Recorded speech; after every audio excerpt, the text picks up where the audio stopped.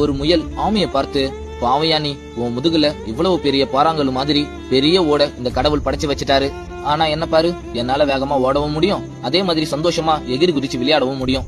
உன் மேல பாறாங்கல் மாதிரி இருக்கிற அந்த ஓடால பாவம் உன்னால வேகமாவும் போக முடியல, என்ன மாதிரி சந்தோஷமா எகிரி குதிச்சும் விளையாட முடியல.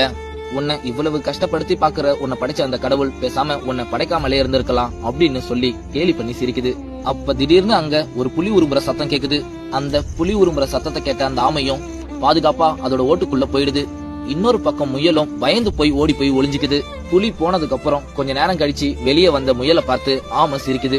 நீ கிண்டல் பண்ண என் மேல இருக்கிற ஓடுதான் இப்ப என்ன அந்த புலிகிட்ட இருந்து காப்பாத்துச்சு. நீ சொன்னதும் சரிதான், என்னால உன்ன மாதிரி வேகமா ஓட முடியாதுதான், ஆனா இருந்த இடத்திலேயே என்ன பாதுகாக்க கடவுள் எனக்காக இந்த ஓட எனக்கு படைச்சிருக்காரு. இந்த ஓடால என்னால புலிக்கு பக்கத்திலேயே இருக்க முடியும், ஆனா நீ என்னதான் என்னை விட வேகமா ஓடினாலும் உன்னால அந்த புலிக்கு பக்கத்துல இருக்க முடியுமா அப்படின்னு கேக்குது. இத கேட்ட அந்த முயலும் என்ன சொல்றதுன்னு தெரியாம தலைய தொங்க போட்டு நிக்குது.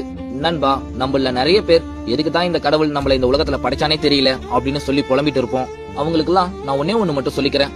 சாதாரணமா இந்த ஆமையோடைய ஓட்டையே கடவுள் இந்த அளவுக்கு பார்த்து படைக்கும் பொழுது நம்மலாம் 6 அறிவுள்ள மனுஷங்க கண்டிப்பா நம்மலாம் ஏதோ ஒரு காரணத்தோட தான் பிறந்திருப்போம்.